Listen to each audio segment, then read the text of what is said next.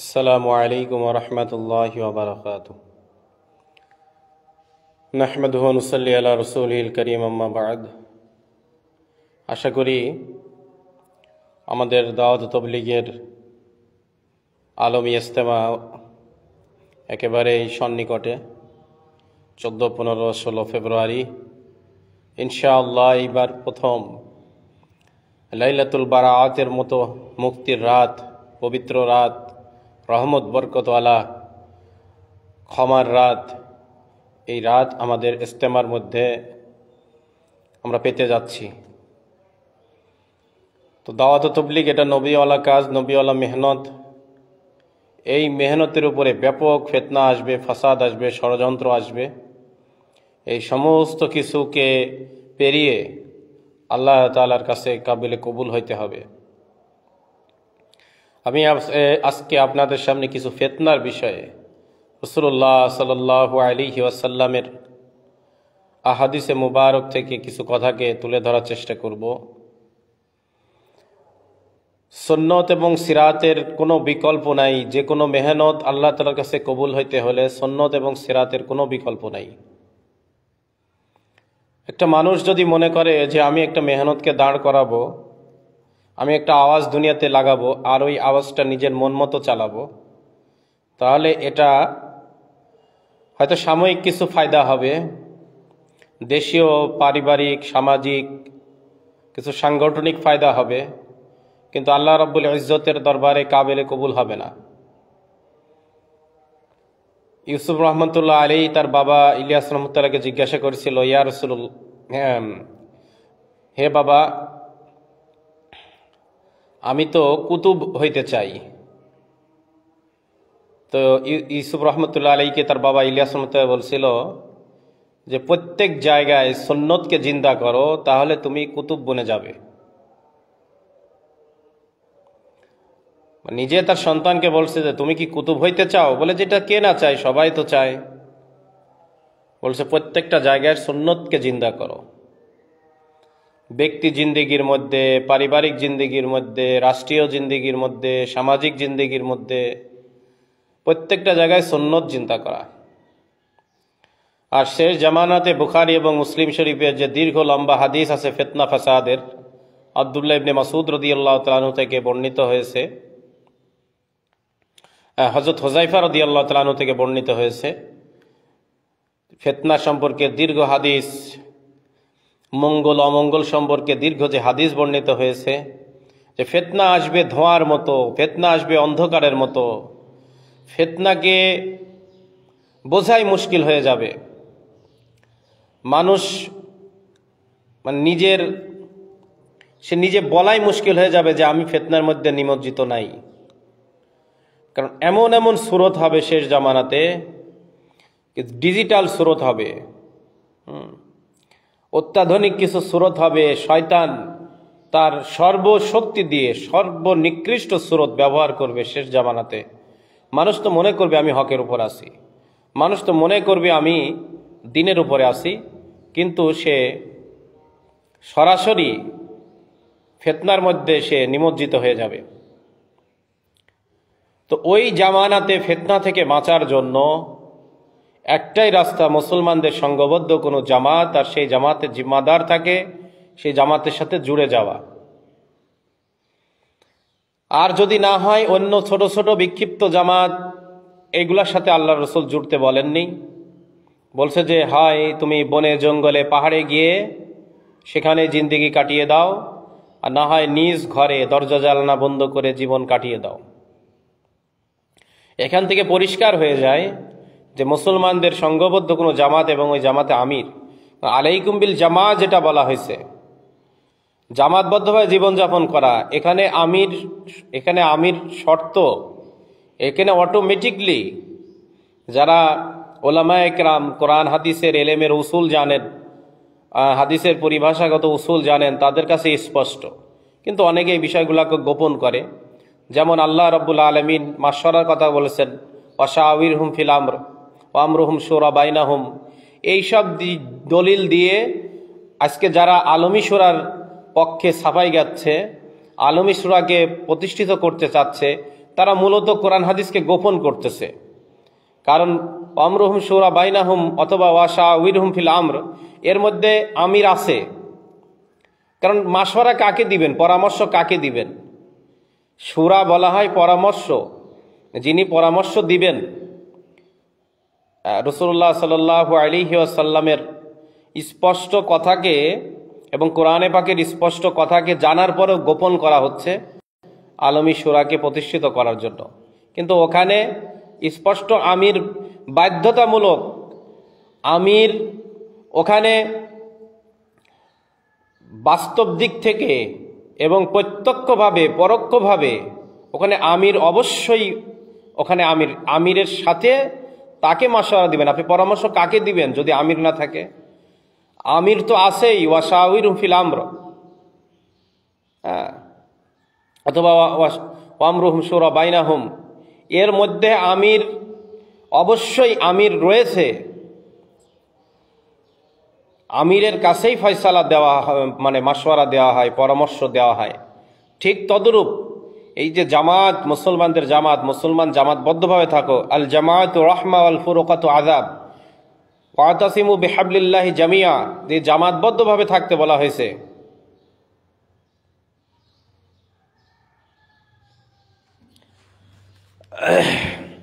জি ভাই, দোয়া করেন আল্লাহ পাক যেন আমাকে আলেম হিসাবে এবং দ্বীনের খাদেম হিসাবে কবুল করেন। আপনাদের এক একটা কমেন্ট যার কোনো বাস্তবতা নেই। সারা বিশ্বের বড় বড় আলেম, কে বড় বড় আলেম? আর এই কি ভাষা? আপনার এই ভাষাটাই তো যথেষ্ট। আপনি যে একজন ফালতু ব্যক্তি, আপনার মধ্যে যে রাসূলুল্লাহ সাল্লাল্লাহু আলাইহি ওয়াসাল্লামের, আপনি আমাকে প্রতিবাদ করতে পারেন, আপনি আমাকে অবশ্যই প্রতিবাদ করতে পারেন, সেটার তরিকা আছে। কিন্তু আপনি যে ভাষা ব্যবহার করলেন, আপনার ভাষাতেই বোঝা যায় যে আপনারা কি সাপোর্ট করেন, কি চান। সারা বিশ্বের বড় বড় আরশাদ মাদানী সাহেবও বলেনি যে আলমী শুরা সাপোর্ট দেননি, তকি উসমানী সাহেবও সাপোর্ট দেননি, বাংলাদেশের কেউই সাপোর্ট দেননি, ওই সারা পৃথিবীর কেউই সাপোর্ট দেননি। আপনারা যাদের কথা শুনে শুরাই নিজাম তাদেরকে প্রমাণ দিতে বলেন যে শুরাই নিজাম কি জিনিস। আমি বলতেছি কোরআনের আয়াত, কোরআনের তাফসির দেখেন, ওয়াশাউইরহুম ফিল আমর ওয়া আমরুহুম শুরা বাইনাহুম, এই যে দুই আয়াত দিয়ে আলমী শুরা বলা হচ্ছে। আবার আলাইকুম বিল জামা, মুসলমানদেরকে জামাতবদ্ধ থাকতে হবে। ওয়াতাসিমু বিহাবলিল্লাহি জামিয়া, মুসলমানদেরকে একতাবদ্ধভাবে থাকতে হবে। ওয়ালা তাফাররাকু, পার্থক্য করা, পৃথক হওয়া যাবে না। আল জামাআতু রাহমা ওয়াল ফুরকাতু আযাব, জামাত হলো রহমত আর ফিরকা হলো আযাব। এই হাদিসগুলোকে যে স্পষ্ট হাদিসের এবং কোরআনের স্পষ্ট বিধানকে যে গোপন করা হচ্ছে, গোপন করে, এখানে তো বড় এক ধরনের একটা কুফরি করা হচ্ছে। গোপন করে একটা ভুলভাল জিনিস মানুষের সামনে বুঝাই দেওয়া হচ্ছে। আজকে যারাই বলতেছে যে শুরাই নিজামের তত্ত্বাবধানে চলতে হবে, তারা কোরআনের যে আয়াত বলতেছে, হাদিসের যে আয়াত বলতেছে, এবং ইসলামের ইতিহাসের একবার শুরুর যুগ থেকে আজ পর্যন্ত দেখান তো যে মুসলমানদের মধ্যে একজন আমির ছিলেন না। হ্যাঁ, আপনারা সাদ সাহেবকে আমির মানতে নাও পছন্দ করতে পারেন, আরেকজনকে আমির মেনে কাজ করেন। জি, আল্লাহ কবুল করুক। হ্যাঁ, ঠিক বলছেন। আপনাদের এই যে বাংলাদেশ দাওয়াত তাবলীগ বাংলাদেশের মেহনত না। হুযাইফা রাদিয়াল্লাহু তাআলা আনহু থেকে এই ফিতনার হাদিস যেটা আমি বর্ণনা করতে লাগছিলাম বুখারী মুসলিমের, আপনার নামও তো হুযাইফাতে, আপনার মধ্যে এরকম মন মানসিকতা কেন? এরকম মন মানসিকতা কিসের জন্য? দাওয়াত তাবলীগের মেহনত এটা আলমী মেহনত, এটা বাংলাদেশের মেহনত না। বাংলাদেশে তো যত ইসলামিক দল আছে প্রথমে একজন আমির থাকে, এরপরে ওই দল ভেঙে ভেঙে 5টা হয়, 2টা হয়, 3টা হয়, কিন্তু প্রত্যেক দলের আমির আছে। প্রত্যেকটা মাদ্রাসার মধ্যে মুহতামিম আছে, প্রত্যেকটা স্কুল কলেজের মধ্যে প্রিন্সিপাল আছে, হেডমাস্টার আছে, দেশের মধ্যে প্রধানমন্ত্রী আছে, প্রত্যেকটা কমিটির মধ্যে সভাপতি আছে। কোনো কমিটি আছে যেখানে সভাপতি নেই? দেশ আছে যে প্রধানমন্ত্রী নেই? আর দাওয়াত তাবলীগ এটা আলমী মেহনত। বাংলাদেশ যেমন একটা দেশ, এই দেশের একটা সরকার ব্যবস্থা আছে, সেই সরকার ব্যবস্থার প্রধান থাকেন। দাওয়াত তাবলীগ কোনো দেশীয় মেহনত না, এটা আলমী মেহনত, আলমী নবীর, আলমী উম্মতের আলমী মেহনত। এই মেহনতের একটা আলমী মার্কাজ থাকবে, একটা আলমী জিম্মাদার থাকবে। উনি ইচ্ছা করলে যে কোনো দেশে আমির রাখতে পারেন, অথবা ওনার সাহায্যকারী হিসাবে, কমিটি হিসাবে ওনার রাখতে পারেন। তো আপনাদের ভাষাগুলো আল্লাহ পাক মাফ করুক, যাই হোক, আপনাদের কোনো কথার মানে উত্তর দিয়ে শেষ করা যাবে না, কারণ আপনাদের কথার মধ্যে, আপনাদের ভাষার মধ্যে এত প্রবলেম, এত সমস্যা। আল্লাহ পাক হেফাজত করুক। আজকে একটা বিধর্মীর কথার বিপরীত আপনারা এইরকম পরিমাণ আলতু ফালতু এবং অপ্রাসঙ্গিক কথা বলেন না। আমি কোরআনে পাকের যে 2টা আয়াত বলেছি, যদি আপনার এলেমের যোগ্যতা থাকে আপনি সেটা প্রমাণ দেন, যে ওয়াশারুহুম ফিল আমর অথবা ওয়ামরুহুম শুরা বাইনাহুম, এই আয়াতের মধ্যে আমির নেই, প্রমাণ দেন। আপনি প্রমাণ দেন, দেখি কত বড় আপনার এলেম আছে। আপনি প্রমাণ দেন এখানে আমির নেই। এখানে তো আমিরের কাছে মাশওয়ারা পরামর্শ দিতে বলা হয়েছে। বাংলাদেশের কোন রকম রাজনীতিক হোক, অরাজনীতিক হোক, কোনো ব্যবসায়ী হোক, ধর্মীয় হোক, কোন দলের আমির বাদে আছে? তো যে হাদিস আব্দুল্লাহ হুযায়ফা রাদিয়াল্লাহু তাআলা আনহু থেকে, যে মুসলমানদের সংঘবদ্ধ কোনো জামাত এবং ওই জামাতের একজন আমির পাও, তো তার সাথে জুড়ে যাও, এইটা হলো সমস্ত ফিতনা থেকে বাঁচার হলো রাস্তা। যুগে যুগে আপনাদের যারা অনুসারী, আপনাদের যারা আদর্শবান, বাপের বেটা হয়ে থাকলে প্রমাণ, যদি সৎ সাহস হয়ে থাকে আপনি প্রমাণ দেন। আপনি কোরআন হাদিস দিয়ে প্রমাণ দেন। আপনি ব্যক্তিগতভাবে একজনকে কেন আক্রোশ করবেন, খারাপ মন্তব্য করতে যাবেন? আপনি 10টা বাজে বাজে কথা বলবেন, তার বিরুদ্ধে যদি ওই 10টা কথার বিপরীতে একটা কথা আমি বলি, তা আমারই আবার দোষ হয়ে যাবে। তো এখানে আপনাদের সামনে কিছু হাদিস পেশ করার জন্য চেষ্টা করতেছি। যে একদা আব্দুল্লাহ ইবনে মাসউদ রাদিয়াল্লাহু তাআলা আনহু একটা মজলিসে বসা ছিলেন। তিনি বললেন যে তখন তোমাদের কি অবস্থা হবে যখন তোমাদেরকে ফিতনার চাদর পরানো হবে। অল্প বয়সীরা এই ফিতনার কশাঘাতে বেড়ে উঠতে থাকবে এবং বৃদ্ধরা এই ফিতনায় জর্জরিত অবস্থায় দুনিয়ার থেকে চলে যেতে থাকবে। তখন মানুষরা ফিতনাকেই সুন্নত মনে করবে। আজকে যদি আল্লাহ রাসূল সাল্লাল্লাহু আলাইহি সাল্লামের হাদিসের সাথে নিজের জিন্দেগিগুলা মিলাইতাম, তাহলে এই অবস্থা হইতো না। আর আজকে যে খুনি, সন্ত্রাসী, তারপরে ভণ্ড, আহলে সুন্নাত ওয়াল জামাতে খারিজ, আকীদা ঠিক নেই, এ তো যুগে যুগে একেবারে বড় বড় শীর্ষ মানুষদেরকে এইসব বাজে ভাষা ব্যবহার করা হয়েছে। ইমাম বুখারীকে ব্যবহার করা হয়েছে, আহমদ ইবনে হাম্বলকে ব্যবহার করা হয়েছে, আবু হানিফাকে ব্যবহার করা হয়েছে, যুগে যুগে আকাবেরে ওলামায়ে দেওবন্দকে এইসব ভাষা ব্যবহার করা হয়েছে। হোসেন আহমদ মাদানী রহমতুল্লাহকে কংগ্রেসের দালাল শব্দ ব্যবহার করা হয়েছে। তো সেই সময় মানুষ কি করবে? ফিতনাকেই সুন্নত মনে করবে। আর কোনো ব্যক্তি যদি এসে ওই ফিতনাকে দমন করে সুন্নতকে প্রতিষ্ঠিত করতে চায়, মুসলমানদের জামাতের একজন আমির নেই, অথচ পুরা বিশ্বের মধ্যে ধর্মীয়, রাজনীতিক, সামাজিক, অর্থনৈতিক অথবা বিনোদন সেক্টর হোক, মানে চিকিৎসা খাত হোক, সমস্ত খাতের যে কোনো সেক্টরের একজন প্রধান আছেন। আর এটা একটা সারা বিশ্বব্যাপী মেহনত। এই মেহনতের একজন প্রধান থাকবেন না, আজ একজন প্রধান, কাল একজন প্রধান। আর এইটা আমি আলেম নাম দিয়ে এটাকে আমি ধামাচাপা দিয়ে চালাই দেওয়ার চেষ্টা করতেছি। আর আমি বলতেছি যে হ্যাঁ, হক পথে আছি। বিশ্বের কোন শীর্ষ আলেম? এই যে মিথ্যা কথা, এইগুলো অপবাদ, এই অপবাদগুলো তো কিয়ামত পর্যন্ত প্রমাণ করতে পারবেন না। বিশ্বের কোন শীর্ষ আলেম আছেন? বরঞ্চ বিশ্বের শীর্ষ সমস্ত আলেমরাই বলছেন যে আমার সাথে আরেকজনের মতবিরোধ থাকতেই পারে, আমি আমার মতো কাজ করি, আমার একজন আমির বানায় নেই, এই তো হয়ে গেল। কিন্তু আমাদের কোনো আমির বানাবো না এবং তাকে বাধ্য করব। তাদেরকে কোনো আমলও করতে দেব না। যারা আমির মেনে কাজ করতেছে তাদের কোনো আমলও করতে দেব না, এবং আমারটা আমি বাধ্য করব প্রতিষ্ঠা করতে। এটা কে বলেছে দুনিয়াতে? এই যে অপবাদগুলো দিচ্ছেন, একটা প্রমাণ করতে পারবেন না। আর অপবাদের শাস্তি হলো সেই কুকর্ম না করে মারা যাবে না। এটা কোরআন এবং হাদিসের সাক্ষী। তে মানুষ তখন ফিতনাকে সুন্নত মনে করবে।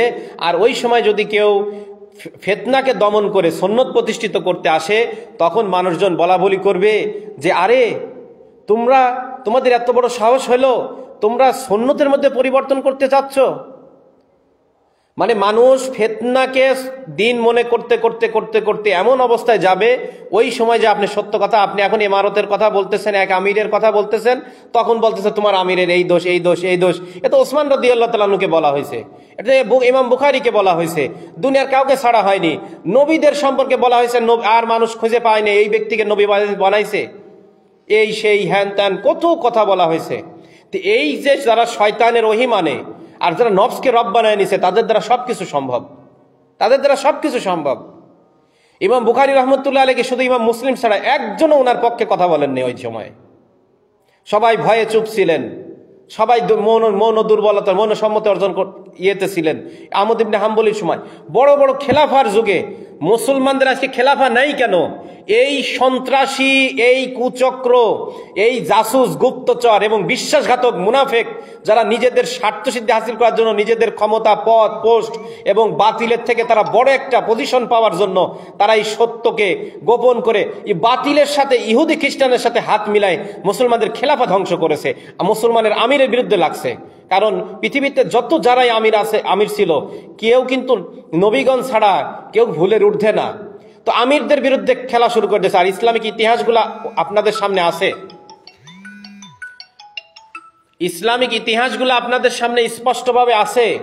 এই ইসলামিক ইতিহাসগুলা প্রমাণ করে যে যুগে যুগে হকপন্থীরা এবং হাসান বসরি রহমতুল্লাহ আলাইহি ওই জামানায় একটা প্রধান সেনাপতি এক আমিরের বিরুদ্ধে যুদ্ধের ডাক দিয়েছিল, বিদ্রোহের ডাক দিয়েছিল এবং অনেক মানুষ শহীদ হয়ে গিয়েছিল যুদ্ধে। হাসান বসরি রহমতুল্লাহ আলাইহি থামায় দিয়েছিলেন, হাসান বসরি রহমতুল্লাহ আলাইহি সেটাকে আটকায় দিয়েছিলেন। যাকে এটা আমিরের তাদের অধ্যায় একদিন আলাদাভাবে কথা বলবো ইনশাল্লাহ। মানুষ যে এত ফালতু হয়, মুসলমানদের আজকে কি করুণ হালত, মুসলমান আজকে কি অবস্থা হয়ে যাচ্ছে। আর এরা মানে ক্রীড়া কৌতুক, অপবাদ, দোষ, নির্যাতন, নিপীড়ন, জুলুম, অত্যাচার যা কিছু ফেরাউন নমরুদরা করছে, আবু জেহেল করছে, যুগে যুগে জাবের শাসকরা যা কিছু করছে, সেই পন্থা অবলম্বন করতেছে। আমরা যদি সঠিক পথে না থেকে থাকি, আপনি হক রাস্তায় মোকাবেলা করেন। তো সেই হাদিসের মধ্যে বলতেছে মানুষ ফিতনার উপরে চলতে চলতে চলতে চলতে এমন অবস্থা হয়ে যাবে, তো সেই সময় যদি কেউ এসে বলে না আমার চাকরির তোয়াক্কা করব না, আমার ইমামতির খুতবাতের তোয়াক্কা করব না, জালসায় আমি দাওয়াত পাই আর না পাই আমি সেই তোয়াক্কা করব না, আমার মুরিদ হোক না হোক সেই তোয়াক্কা করব না, আমি এখন থেকে হক কথা বলবো, আমি ফিতনার বিরুদ্ধে কথা বলা শুরু করব, এরকম চাকরির, সমাজের, আত্মীয় স্বজনের সমস্ত কিছুর ভয় ত্যাগ করে যদি ফিতনার বিরুদ্ধে কথা বলা শুরু করে, তখন মানুষ বলবে যে তোমাদের এত বড় সাহস, তোমরা সুন্নত পরিবর্তন করতেছো। তার মানে মানুষ ফিতনার উপর চলতে চলতে চলতে ওইটাকেই সুন্নত মনে করবে। এই এনামুল হাসান রহমতুল্লাহ আলাইহির পরে একজন আমির বানানোর জন্য 10 জনকে উনি মনোনীত করে গেলেন যে তোমাদের মধ্যে থেকে একজন আমির বানিয়ে নিবে। এই 10 জন আমির বানানোর জন্য বসলেন, 3 দিন মাশওয়ারা করে একজনের উপরে একমত হতে পারলেন না। যা হোক, ওই জামানায় ওই সময় না এটা জায়েজ ছিল, এটা একটা মুবাহ পদ্ধতি ছিল, কিন্তু ওইটাকেই প্রতিষ্ঠিত করার জন্য সুন্নত অনুসরণ করব না, এবং যেটা একটা প্রতিষ্ঠিত আদর্শ, যেটা কোরআনের হুকুম, যেটা হাদিসের হুকুম, এটা উচ্চ পর্যায়ের এবং উম্মতকে ফিতনা থেকে বাঁচানোর জন্য, যেখানে বলা হয়েছে ফিতনা এবং শয়তান থেকে বাঁচানোর জন্য জামাতবদ্ধভাবে থাকা। আর জামাতের জন্য আমির শর্ত, জামাত আমির ছাড়া কখনো সম্ভব হয় না। জামাতবদ্ধভাবে থাকা যেখানে বোঝানো হয়েছে সেখানে আমিরের ইঙ্গিত স্পষ্ট ভিতরে আছে। কোরআন হাদিসকে কেন গোপন করতেছেন? এই একটা জিনিসকে প্রতিষ্ঠিত করার জন্য। সাদ সাহেব অথবা নিজামুদ্দিন ইমারতপন্থীদের মোকাবেলা করেন হক পন্থায় মোকাবেলা করেন, হক পন্থায় প্রতিবাদ করেন, এটা তো মুসলমানের কর্তব্য। আপনার একটা জিনিস আমার মতের সাথে মিলতে নাও পারে, আপনি আপনার মতো কাজ করেন, আপনি এবং মানুষজনকে জানাইতে থাকেন আমার বিরুদ্ধে, কিন্তু মানুষজনকে আপনি জানাইতে গিয়ে অবরোধ করবেন, গাঢ় জোর দেখাইবেন, এই গাঢ় জোর কি চিরদিন থাকবে? মনে করছেন যে এইভাবে চিরদিন চলবে? আপনি সঠিক পন্থায় আপনি প্রতিবাদ করেন। ওয়ালাইকুম আসসালাম ওয়া রাহমাতুল্লাহি ওয়া বারাকাতুহু। তো যাই হোক, কথা যেহেতু অনেক বড় হয়ে যাবে, তো ওই সময় মানুষ বলবে যে তোমরা সুন্নতের মধ্যে পরিবর্তন করতে, আজকে যেমন হয়েছে বলে যে ওইটাই প্রতিষ্ঠিত করবে, বরং 3 জন ছিল 13 জন বানাবে। আর যে কাফের, আহলে সুন্নাত ওয়াল জামাতে খারিজ, ভণ্ড, ইহুদির দালাল, মুনাফিক, কোরআন হাদিস বিকৃতিকারী, সে আলমী সূরা মেনে নিলে তার সব পাপ মাফ হয়ে যাবে। বাহ, বলে তাকে আলমী সূরা 2 নম্বরে রাখছে, হাজী আব্দুল ওয়াহাব সাহেব 1 নম্বর, তারপরেই সে। আর বাংলাদেশের সমস্ত দুর্নীতির মূল ওয়াসিফ সাহেবকেও রাখছে 13 জনের ভিতরে। কি নাটক! এই নাটক দুনিয়াবাসী বোঝে। জোরজার মুল্লুক তার, এটা মুসলমানদের কোরআন হাদিসের বর্ণনা না, এটা বাতিলের বর্ণনা, এটা বাতিলের আদর্শ। তো ওই সময় সুন্নতকে প্রতিষ্ঠিত করতে গেলে মানুষ বলবে তোমরা ফিতনা করতেছো, মানে ফিতনাকে সুন্নত মনে করবে, ফিতনাকেই তারা মনে করবে সুন্নত, আর সুন্নতকে বলেন ধরে নিবে ফিতনা। তো ওই সময় লোকেরা বলল আব্দুল্লাহ ইবনে মাসউদ রাদিয়াল্লাহু তাআলা আনহুকে যে কখন এরকম হবে, মুসলমানদের মধ্যে এইরকম অবস্থা কখন হবে? তখন শুনে নেন, 1 নম্বর বলছেন যখন তোমাদের মধ্যে আলেমদের সংখ্যা বেড়ে যাবে, যখন তোমাদের মধ্যে আলেমদের সংখ্যা বেড়ে যাবে, অর্থাৎ আল্লাহ পাক যেটা বলেছেন ইন্নামা ইয়াখশাল্লাহ মিন ইবাদিহিল উলামা, যে আলেম হলো সবচেয়ে বেশি আল্লাহকে ভয় করে হলো আলেম। এটাই হলো আলেমের শর্ত। আলেম হওয়ার জন্য আল্লাহ পাক যে ডেফিনেশন সংজ্ঞা দিচ্ছেন সেটা হলো এটা। আর হাদিসের মধ্যে আছে, তুমি আলেম বলতে চাও তাহলে তুমি সব আল্লাহকে বেশি ভয় করনেওয়ালা হয়ে যাও, তুমি তাকওয়া অর্জন করো, তুমি সবচেয়ে বড় আলেম হয়ে যাবে। তুমি তাকওয়া অর্জন করো, সবচেয়ে বড় আলেম হয়ে যাবে। যার মধ্যে ভয় নেই, বাহ্যিক মালুমাত থাকলেও আল্লাহর দরবারে সে আলেম না। হায়াতুস সাহাবার মধ্যে এবং ইহইয়াউল উলুমুদ্দিনের মধ্যে, কিমিয়ায়ে সাআদাতের মধ্যে ইমাম গাজ্জালী রাহমাতুল্লাহ, হায়াতুস সাহাবার মধ্যে ইউসুফ রাহমাতুল্লাহ আলাইহি এবং সাহাবীদের শত শত কল রয়ে গেছে এই বিষয়ে একেবারে স্পষ্ট। মানে দুনিয়ার বাহ্যিক দৃষ্টির আলেম হয়েও দেখবেন কিস্তির উপরে কাজ করতেছে, আলেম হয়েও বিভিন্ন এনজিওর সাথে কাজ করতেছে, আলেম হয়েও মহিলা মাদ্রাসার নামে দেখবেন কত কিছু করতেছে। আর প্রকৃত যারা আলেম তারা এখনো নজরের হেফাজত করে। কারণ প্রকৃত আলেম কাকে বলা হয়েছে? ওই সেই নবীর ওয়ারিস। প্রকৃত আলেম হলো নবীর ওয়ারিস, মানে নবীর গুণ তার ভিতরে পাওয়া যায়, সে হলো প্রকৃত আলেম। বাহ্যিক দৃষ্টির আলেমের সংখ্যা বেড়ে যাবে। 2 নম্বর, কিন্তু দিনের বুঝওয়ালা আলেমের সংখ্যা কমে যাবে। এই হাদিসের আলামতগুলি দেখেন, বাহ্যিক যে দৃষ্টিতে আলেমের সংখ্যা বেড়ে যাবে, দিনের বুঝওয়ালাদের সংখ্যা কমে যাবে। যখন তোমাদের মধ্যে নেতৃত্বকামী লোকের সংখ্যা বেড়ে যাবে, বলতেছে তবলিগ আমাদের দেশের মতো চলবে, তবলিগ আমরা চলাবো, আর বাংলাদেশের আলেমরা তবলিগ চালাবে। অথচ বাংলাদেশের একজন আলেমও তবলিগের মাঠে না বয়ান করতেছে, না তবলিগের মাঠে কোনো বিষয়ের তারা নেতৃত্ব দিচ্ছে। নেতৃত্বকামী লোকের সংখ্যা বেড়ে যাবে, কিন্তু বিশ্বস্ত লোকের সংখ্যা কমে যাবে। যারা দেশের সফর নাই, বিদেশের সফর নাই, যাদের কোনো মেহনতের ময়দানে নাই, এখন বলবেন এই কথার মধ্যে আমরা কি আলেম না, আমরা কি তবলিগ করতেছি না? ভাই, আপনারা স্পষ্ট বোঝার পরও কেন বাঁকা বাঁকা কথা বলেন? আমি জুমাতে যখন খুতবা দিই, আমাকে কেউ বলে হুজুর তবলিগ করতেছে, কিন্তু এটাও তো তবলিগ। মানে তবলিগ বলতে যেটা বোঝায়, ইলিয়াস রহমতুল্লাহ আলাইহি যে আমানত রেখে গেছেন, ওই তরতিবে সিলসিলাতে যারা সময় দিচ্ছে, মেহনত করতেছে, গ্রামে মেহনত, শহরে মেহনত, মার্কাজের মেহনত, দেশে বিদেশে বাইরে চিল্লা দিতেছে, এইগুলা যদি না করেন, এই কারণে তো আপনাদেরকে বয়ান দেয়নি এবারও। কারণ এইগুলার যদি ফিকির আপনাদের মধ্যে না থাকে, তাহলে আপনারা বয়ান দিবেন কি? ইলিয়াস রহমতুল্লাহ আলাইহির মার্কাজে মাত্র 3 দিন একজন ছিলেন না, ছুটি নিয়ে বাইরে গেছিলেন। তো ইলিয়াস রহমত 3 দিন পরে আসার পরে মাশারার মধ্যে উনি ওনার মত পেশ করতেছেন। ইলিয়াস রহমতুল্লাহ বললেন যে তুমি চুপ থাকো, কারণ তুমি 3 দিন এই মার্কাজে ছিলে না, এই 3 দিন হালত তুমি জানো না, এই কাজের হালত কি, এই কাজের বর্তমান অবস্থা তুমি জানো না, তাহলে তুমি কিসের উপর ভিত্তি করে তোমার মত পেশ করবে? তুমি এখানে থাকো, বর্তমান আবার 3 দিন পরে কি অবস্থা হয়েছে, কি হালত, কোথাকার কি তাকাজা ফিকির, তাহলে তুমি সেই অনুসারে তুমি তোমার মত পেশ করতে পারবে। আমি অনেক বড় একজন আলেম, কিন্তু আমি মাদ্রাসার সাথে সম্পর্কিত না, মাদ্রাসার মধ্যে মাদ্রাসার ইন্তেজামের ব্যাপারে যাই, আমি আমার কি মত পেশ করব বলেন?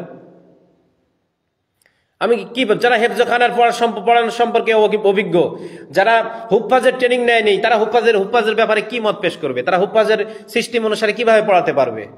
কারণ এক একটা সিস্টেমই আলাদা।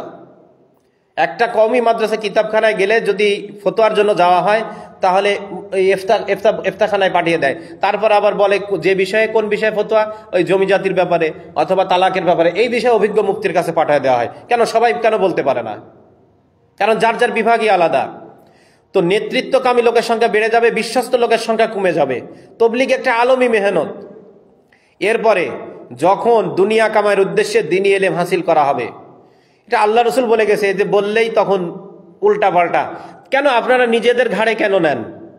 এই সামান্য 10,000 20,000 টাকা কি এটা ইলমের বিনিময়, নামাজের বিনিময় হতে পারে? এটা তো ফকিরের ভিক্ষা হয় না। ইলমের বিনিময় হলো জান্নাত, নামাজ পড়ানোর বিনিময় জান্নাত, আজান দেওয়ার বিনিময় হলো জান্নাত, খুতবা তাসনিফাতের বিনিময় হলো জান্নাত।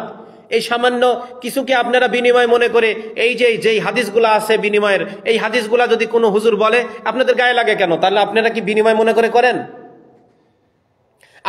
আমরা তো মসজিদ মাদ্রাসাতে খেদমত করি, আমরা তো এটাকে বিনিময় মনে করি না, আমাদের তো গায়ে লাগে না।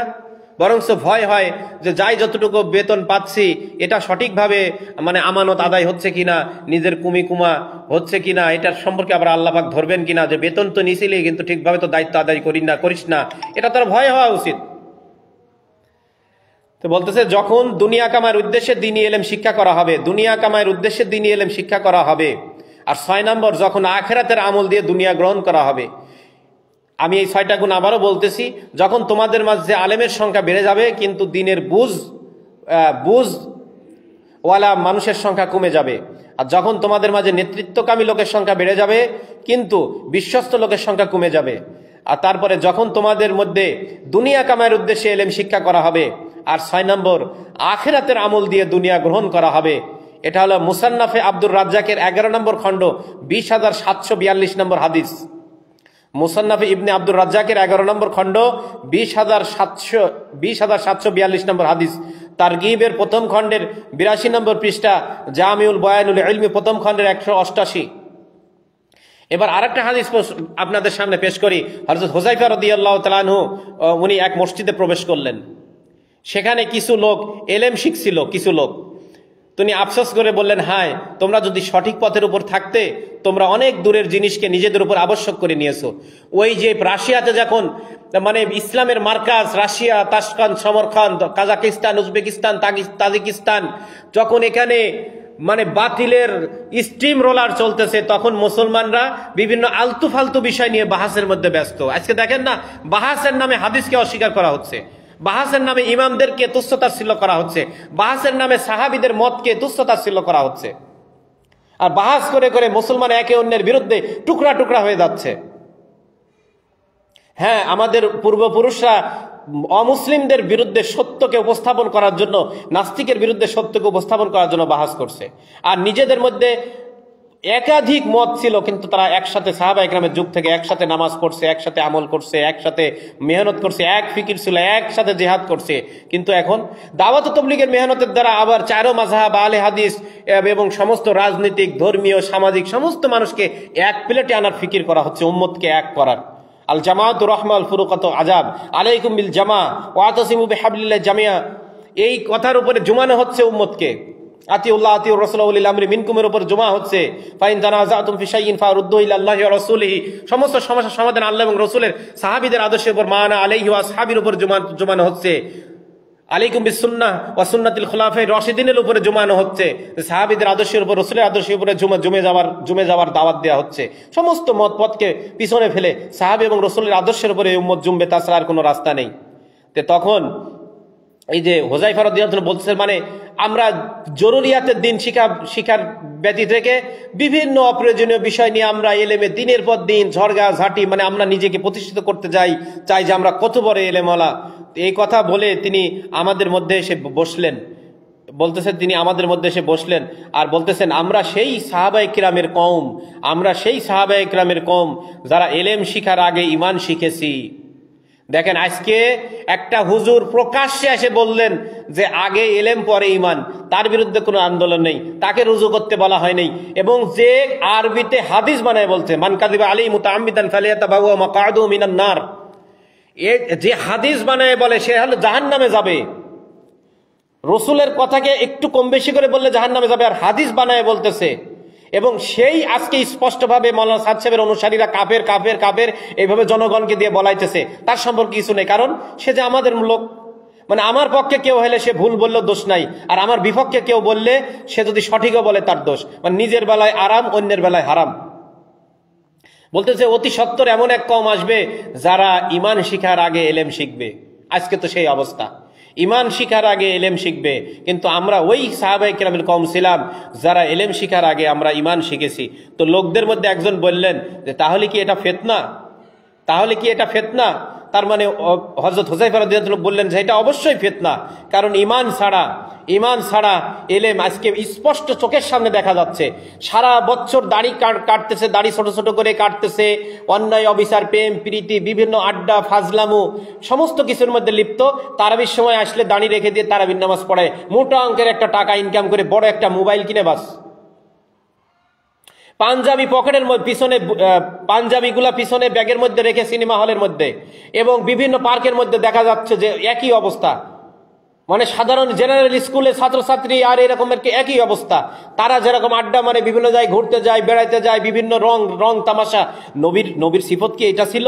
সাহাবীরা নবীর আদর্শ মানছে, সাহাবীরা নবীর ওয়ারিস, তারা কি, তাদের মধ্যে কি এটা ছিল? আজ আমি নবীর ওয়ারিস দাবি করতেছি এবং আল্লাহ বলতেছি ইন্নামা ইয়াখশাল্লাহ মিন ইবাদিল উলামা। সবচেয়ে বেশি আল্লাহকে ভয় করে। তো আল্লাহকে কে ভয় করে?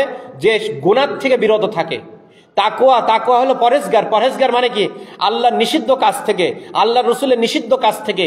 এমনকি হাদিসের খোলাসা হলো মুমিন তো সন্দেহজনক জিনিস থেকে দূরে থাকবে, মুমিন সন্দেহজনক জিনিস থেকে দূরে থাকবে। আর মুমিন তো দূরে থাক, যিনি আলেম তিনি কি পরিমাণ সন্দেহজনক জিনিস থেকে দূরে থাকবে, তাকে তো বলা হয়েছে ওলামায়ে কেরাম। তো বলতেছে এটা ফিতনা, আগে ঈমান তারপরে এলেম। কিন্তু এমন এক যুগ আসবে আগেই এলেম শিখবে, ঈমান শিখবে না তারা। বলে অচিরেই কিছু ব্যাপারে তোমাদের সামনে আসবে যাতে তোমরা অপরাধী বনে যাবে। অচিরেই এমন কিছু ব্যাপার তোমাদের সামনে আসবে যেই কারণে তোমরা অপরাধী বনে যাবে। ফিতনা তোমাদের সামনে আসতেই থাকবে, তখন ফিতনা তোমাদের সাথে আসতেই থাকবে, অচিরেই তোমরা অপরাধী বনে যাবে। যখন ঈমান শিখার আগে এলেম শিখা হবে, যখন এই আলামতগুলা পাওয়া যাবে, তখন অচিরেই তোমরা আল্লাহর নিকটে অপরাধী বনে যাবে, তোমাদের কাছে ফিতনা আসতেই থাকবে। তখন লোকজন পরামর্শ নিবে কাদের কাছ থেকে জানেন? ভালো মানুষের থেকে, তাকওয়াওয়ালা। উম্মতের ফিকির আছে, উম্মতের ঐক্য চায়। আজকে বাংলাদেশে যে সকল বড় বড় ওলামা ইকরামদেরকে নিয়ে এসে খতমে বুখারী করা হচ্ছে, তাদের একজনেরও ভাষা এরকম না। তাদেরকে দেখলে মনে হয় তারা নবীর ওয়ারিস, তারা উম্মতের ঐক্য চায়।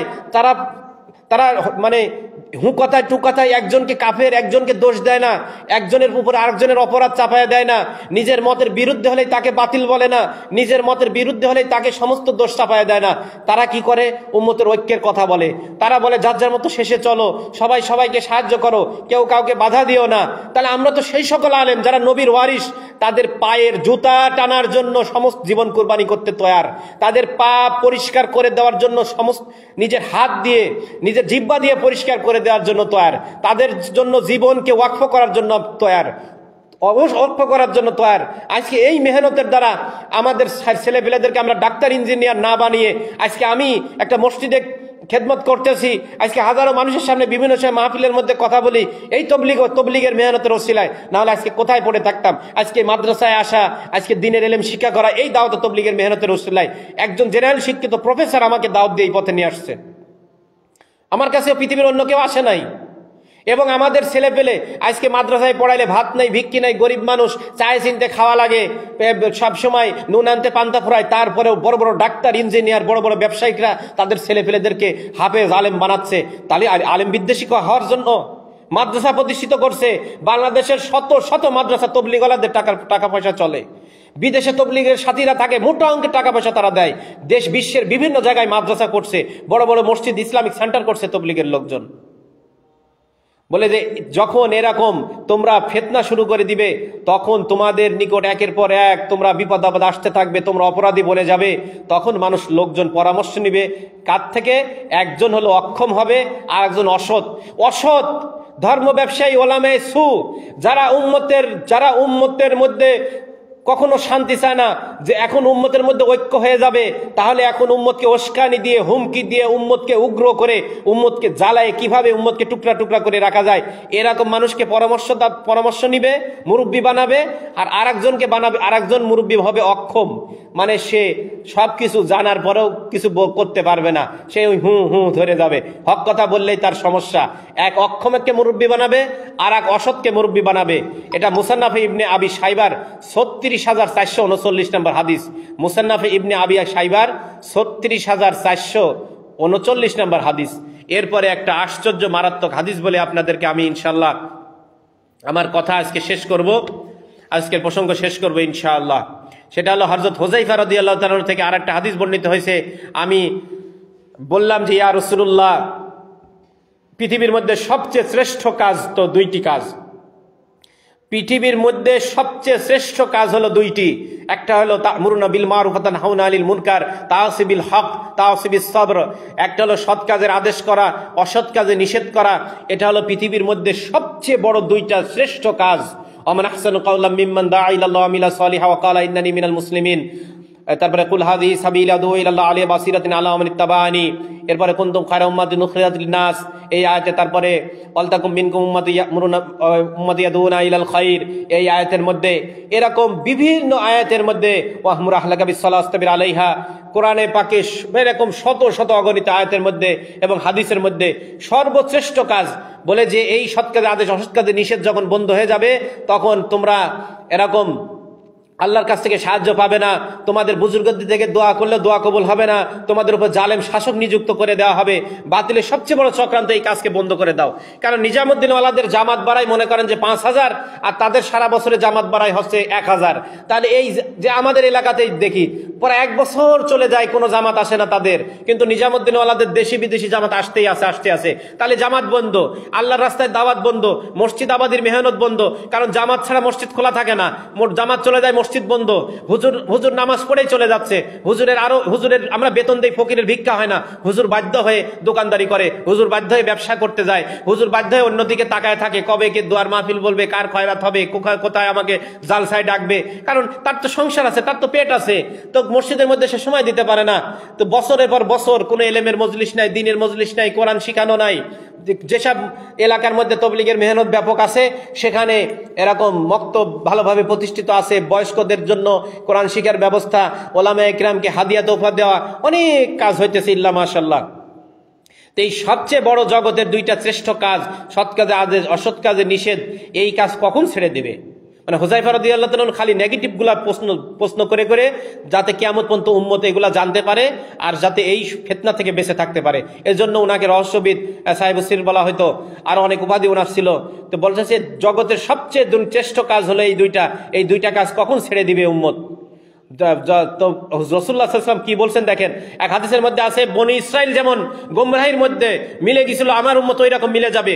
বনি ইসরাইল মূর্তি পূজা করছে, আমার উম্মত মূর্তি পূজা করবে। বনি ইসরাইলরা এরকম বাতিলের সাথে হাত মিলাইছে, আমার উম্মত বাতিলের সাথে হাত মিলাবে। বনি ইসরাইল কোরআন হাদিসের মন গড়া ব্যাখ্যা করছে, মানে কোরআন হাদিস স্পষ্ট আছে, তারপর নিজেদের মতকে প্রতিষ্ঠা করার জন্য মানে এই আলমিশুরা কোরআন হাদিসের যেসব কথা বলে আলমিশুরার নাম বলতেছে, কোরআন হাদিসে এটার সাথে কোনো সম্পর্কিত নাই। একেবারে ডাহা একটা গোলমাল লাগাই একটা মিথ্যা গুজামিল চাপায় দিচ্ছে। আপনারা আপনাদের মত মানবেন, আপনারা আর এক মতে চলবেন। কেন যেরকম বাংলাদেশে খেলাফত মজলিস 2 ভাগ হয়ে গেছে, ইসলামী ঐক্যজোট 2 ভাগ হয়ে গেছে, জমিয়তে উলামায়ে বাংলাদেশ 2 ভাগ হয়ে গেছে, চরমুনার থেকে মানিকগঞ্জ আলাদা হয়ে গেছে, আটরশি এনায়েতপুরের থেকে সুরেশ্বরীর থেকে আলাদা আলাদা করতে করতে আজকে আটরশি হয়ে গেছে, এনায়েতপুরি হয়ে গেছে, সুলেমান শাহ হয়ে গেছে, কত ভাগ হয়ে গেছে। হোক, একটা রাজনৈতিক দল থেকে আস্তে আস্তে কত রাজনৈতিক দল হয়েছে, কিন্তু সবার তো একজন আমির আছে, সবার তো একজন নেতা আছে, সবার একজন সভাপতি আছে, সবার একজন প্রফেসর আছে, প্রিন্সিপাল আছে, মুহতামিম আছে, সবার একজন প্রধানমন্ত্রী তো আছে। আপনারা একজনকে মানে নিয়ে করেন, কিন্তু এই গুজামিল দিয়া প্রতিষ্ঠা করেছেন ওই বনি ইসরায়েলের এই শয়তানি। আমার উম্মত যখন বনি ইসরায়েলের মতো বলে যে তাদের বনি ইসরায়েলের স্বভাব, বনি ইসরায়েলের এই কুকীর্তি যখন আমাদের উম্মতের মধ্যে ঢুকে পড়বে, তখন হুযায়ফা রাদিয়াল্লাহু তাআলা আনহু জিজ্ঞাসা করলেন, কেন বনি ইসরায়েলে কি হয়েছিল, বনি ইসরায়েলের মধ্যে কি পরিস্থিতি হয়েছিল? রাসূলুল্লাহ সাল্লাল্লাহু আলাইহি ওয়াসাল্লাম বললেন যে যখন তোমাদের নেককার দিনদার ব্যক্তিরা ফাসেক ফাজের পাপাচার ব্যক্তির সাথে জোট গঠন করবে, যখন তোমাদের দিনদার নেককার ব্যক্তিরা ফাসেক ফাজের পাপাচার লোকদের সাথে জোট গঠন করবে, আপোষ করবে, বনি ইসরায়েলের লোকজন দিনদাররা নিজেদের অস্তিত্ব টিকে রাখার জন্য মৃত্যুর ভয়ে, হামলা মামলার ভয়ে, জেলের ভয়ে, বিপদের ভয়ে, বালা মুসিবতের ভয়ে, বিবি বাচ্চার উপর অত্যাচার নির্যাতনের ভয়ে, চাকরি হারানোর ভয়ে, দুনিয়ার বিভিন্ন স্বার্থ, ইন্নাল্লাযিনা ইয়াকতুমুনা মা আনজালাল্লাহু মিনাল কিতাবি ওয়া ইয়াশতারুনা বিহি সামানান কলিলা, এই দুনিয়ার বিভিন্ন কামাই, দুনিয়ার বিভিন্ন ধান্দা পদ প্রতিষ্ঠান, নিজে বড় জিম্মাদার, নিজে বড় আমির, নিজে বড় বুজুর্গ, এইগুলা প্রতিষ্ঠিত করে রাখার জন্য তারা এরকম ফাসেক ফাজের, যারা ইসলামের বিরোধী দুশ্মন, যারা দাওয়াত তবলিগ, যারা সৎ কাজে অসৎ কাজে নিষেধ, নবীদের রেখে যাক আমানতকে টুকরা টুকরা করতে চায়, তাদের সাথে জোট গঠন করছিল। আমার উম্মত নিজেদের ধান্দা স্বার্থ সিদ্ধি হাসিলের জন্য ফাসেক ফাজের সাথে জোট গঠন করবে, আপোষ করবে। আর আমরা যখন আপোষ করি তখন বুঝাই যে রাসূলুল্লাহ সাল্লাল্লাহু আলাইহি ওয়াসাল্লাম তো ইহুদির সাথে আপোষ আপোষ করছে। আর আমাদের মতের বিরুদ্ধে যারা, তারা বলে দেখিছো ওরা ভণ্ড, দেখো হক যদি হইতো তাহলে আপোষ করতো নাকি। মানে নিজেরা যখন আপোষ করার প্রয়োজন হবে তখন নবীর দলিল দেবো, আর নিজের যখন আপোষ করার প্রয়োজন হবে না তখন ওই কব যে সাহাবিরা কখনো বাতিলের সাথে আপোষ করে নেই, ইমাম আবু হানিফা আপোষ করে নেই, ইমাম বুখারী আপোষ করে নেই, ইমাম আহমদ ইবনে হাম্বল বলছে আমার একটাই তো জান, আমি যদি এই মৃত্যুর ভয়ে কুফরিকে মুখে স্বীকার করি তাহলে তো সারা জীবন মানুষ আমাকে ধিক্কার দিবে। তো তারা বাতিলের বিরুদ্ধে আপোষ করেনি, তখন আমরা এই দলিল দেই। আর যখন নিজেদের ধান্দা এসে যায় তখন আবার বলি ইহুদির সাথে তো রাসূলুল্লাহ সাল্লাল্লাহু আলাইহি ওয়াসাল্লাম চুক্তি করছিল। মানে আমাদের এমন একটা অভ্যাস হয়ে গেছে, আমরা যখন যা করব কোরআন হাদিস দিয়ে দলিল দেওয়ার জন্য ধান্দা খুঁজি। এটা হলো শয়তানকে ওহী মানা, শয়তানের ওহীর অনুসরণ করতেছে এরা, সে যেই হোক না কেন এই শয়তানের ওহী অনুসরণ করতেছে এবং এই নফসকে রব বানাইছে। নফসকে যদি কেউ রব বানায়, শয়তানের ওহীকে অনুসরণ করে, তাহলে তার মধ্যে অহংকার আর হিংসা আর নিজের স্বার্থ সিদ্ধিকে বদ্ধমূল হয়ে সে কোনো কিছুকে আর সকল পরোয়া করে না, যা ইচ্ছা তাই করবে আর সেটা কোরআন হাদিস থেকে দলিল বানাবে। যেমন লালন ভক্তরা বলে লা তাকরাবুস সালাহ, আল্লাহ তো নামাজ পড়তে ধারের কাছে যাইতে নিষেধ করেছে, লালন ভক্তরাই বলে দিচ্ছে। আর এক আয়াত দিয়ে বলতেছে যে আমরা তো সবাই আদম সন্তান, আমাদের মধ্যে কোনো ভেদাভেদ নেই। আর এক আয়াত দিয়ে বলতেছে যে সম্রাট আকবরের পক্ষে ওই জামানার সবচেয়ে বড় আলেম 70 খণ্ডে যিনি কোরআনের তাফসির লিখছেন, আজ পর্যন্ত এত বড় আরবি কোরআনের তাফসির কেউ লিখতে পারেনি। কিন্তু সেই ব্যক্তি খ্রিস্টানদের পক্ষ হয়ে সম্রাট আকবরের সমস্ত ষড়যন্ত্র, কুফরি মতবাদ সমস্ত কিছুর পক্ষে সেই ব্যক্তি কিতাব লিখছিল, সাফাই গাইছিল। সেই ব্যক্তি ওই খ্রিস্টানদের পক্ষে সম্রাট আকবরের দালাল ছিল। আমরা কি এখন বলবো যে এত বড় জ্ঞানী লোক কি ভুল করতে পারে? কিন্তু সেই সময় মুজাদ্দেদ আল-ফেসানি বয়সে ছোট, তারপরে কেবল নতুন উদীয়মান, কেন নিজের জীবনকে বাজি রেখে সেখন কথা বললেন। এরকম আজকে যেমন হযরত সমস্ত ইয়ের বিরুদ্ধে মজবুত হয়ে দাঁড়ায় আছেন, আমরা তাকে সঠিকভাবে অনুসরণ করতে পারতেছি না। তা আমাদের নিজেদের মনমনি চালাচ্ছি। এই যে দেখেন এই ফাসিকের সাথে জোট গঠন, মানে যে কিরকম হয় আমাদের দেশে দেখবেন, হুচ্চা লুচ্চা, নামাজ নেই, নেশা করে, এরকম লোক যখন ওই বউ থাকতে আর একটা বিয়ে করে তখন প্রমাণ দেয় কি আল্লাহ রসুল তো একাধিক বিয়ে করছে। এই শালা লুচ্চা বিয়াদব, আল্লাহ রসুলের বিয়ের সাথে তুই এভাবে তুলনা দিলি কেন? বলে আল্লাহ রসুলের একাধিক বউ ছিল, সাহাবীরা একাধিক বিবাহ করছে, আল্লাহ রসুলের একাধিক বিবি ছিল, তখন এই উদাহরণ দেয়। কিন্তু নামাজের বেলায় নেই, নেশা করবে, মানে নারীর উপরে আসক্ত, নারীর উপর আসক্ত হয়ে অকাম কুকাম করে বেড়ায়, এখন ধরা পড়ছে, এখন বিয়ে দেয়, আর তখন প্রমাণ দেয় যে পুরুষের তো একাধিক বিয়ে করা জায়েজই আছে। মানে তখন হাদিস, তখন দলিল। তা আমরা নিজেদের মানে অস্তিত্ব টিকানোর জন্য, স্বার্থ টিকানোর জন্য এখন কোরআন হাদিসের দলিল বাই করতেছি। বলতেছে যে ফাসেক ফাজেরদের সাথে এক মিনিট দেরি করেন, ফাসেক ফাজেরদের সাথে জোট গঠন করবে। এরপরে দেখেন ফতোয়ার কলম চলে যাবে সর্বনিকৃষ্ট ব্যক্তির হাতে। এরকম সর্বনিকৃষ্ট ব্যক্তি সমাজের ভিতরে লুচ্চামু করে ধরা পড়ছে, মাদ্রাসা দুর্নীতি করা, তারপরে তার সিনিয়রদের সাথে নির্যাতন, নিপীড়ন, কুকীর্তিতে ভরা, তার চরিত্রের মধ্যে এত দুর্নীতি, অন্যের বউ নিয়ে ধরা পড়া, বিভিন্ন কিছু, এবং মাদ্রাসার টাকা আত্মসাৎ করা, এবং মুসলমানদের প্রত্যেকটা জামাত টুকরা করছে, মুসলমানদের জমিয়ত টুকরা, মুসলমানদের খেলাফত টুকরা, মুসলমানদের বিভিন্ন সংস্থাকে টুকরা। আজকে সাহাবা বিদ্বেষীর সাথে, আজকে হাদিস অস্বীকারের সাথে, আজকে বেদাতীদের সাথে, সমস্ত রকমের সাথে জোট গঠন করে আজকে আওয়ামী লীগ, কালকে বিএনপি, কালকে জামাত, কালকে জাতীয় পার্টি, মানে এরকম যারা করে বেড়ায়, এরকম নিকৃষ্ট ব্যক্তির ফতোয়া মানে মুরব্বি, এদেরকে মুরব্বি মানে চলতেছে, এদেরকে মুরব্বি মানে। আর শক্তি ও ক্ষমতার দাপট বাচ্চাদের মাধ্যমে প্রদর্শন করা হবে। এই কয়টা আলামত দেখেন, যখন উম্মতের দিনদার লোকরা ফাসেক ফাজের খারাপ মানুষের সাথে জোট গঠন করবে, নিজের স্বার্থ পথ টিকানোর জন্য আপোষ করবে। আর 2 নম্বর হলো ফতোয়ার কলম চলে যাবে সর্বনিকৃষ্ট, মানে মুরব্বি হবে, নেতা হবে, যার নির্দেশ ফলো করা হবে, সে সর্বনিকৃষ্ট ব্যক্তি, সমাজের সর্বনিকৃষ্ট ব্যক্তি। আর 3 নম্বর হলো শক্তি আর ক্ষমতার দাপট। শক্তি এবং ক্ষমতার দাপট হবে কি বলে বাচ্চাদের মাধ্যমে। আজকে দেখেন যুবকদের মাধ্যমে যত কিছু আজকে এই মেহনতের বিরুদ্ধে করা হচ্ছে, এবং মানুষকে জোর জুলুম করে, আমাদেরকে বাধ্য করে, মানে ললি টিপে ধরা হচ্ছে, আমাদেরকে মানে একবার চতুর্দিককে কোণঠাসা করে ধরা হচ্ছে। সেই ফেরাউন, নমরুদ, আবু জেহেল আর যুগে যুগে জালেমদের তরিকা অনুসারে সেই একই তরিকা অবলম্বন করা হচ্ছে, কিন্তু যুবকদের মাধ্যমে। এটা হাদিসের মধ্যে বলছে যুবকদের মাধ্যমে শক্তি প্রদর্শন করা হবে। ঠিক তখনই তোমাদের এমন ফিতনায় আক্রান্ত হবে, আক্রান্ত হবে, যেই ফিতনার উপরে তোমরা আছাড় খায়ে পড়বে এবং সেগুলা তোমাদের উপর আশ্রে পড়বে। তোমরাও যে ফিতনার মানে তারা ওই ফিতনার মধ্যে নিমজ্জিত হবে, ফিতনাও তাদের উপরে আছাড় খেয়ে পড়বে। সেজন্য আল্লাহ রাব্বুল আলামিন আমাদেরকে এই সমস্ত ফিতনা থেকে, আজকে যে কথাগুলো আলোচনা এর মধ্যে সমস্ত কিছু স্পষ্ট হয়ে আছে। আমরা এক আমির, এক মার্কাজ, এক জামাতের সাথে আল্লাহ পাক আমাদের জুড়ে রেখেছেন এবং এটাই ফিতনা থেকে বাঁচার একক রাস্তা, ওয়াহিদ রাস্তা। ইনশাআল্লাহ আল্লাহ পাক মওত পর্যন্ত জমে থাকার তৌফিক দান করেন। হিম্মতের সাথে দিলকে পাথর বানায় নেই, যাতে যত বাধা বিপত্তি আসুক আমাদের যাতে দিল এদিক ওদিকে টলায় না যায়। মজবুত হয়ে ইনশাআল্লাহ আমরা কাম করতে থাকি এবং ব্যাপকভাবে মেহনত করতে থাকি ইস্তেমা কামিয়াবির জন্য ইনশাআল্লাহ।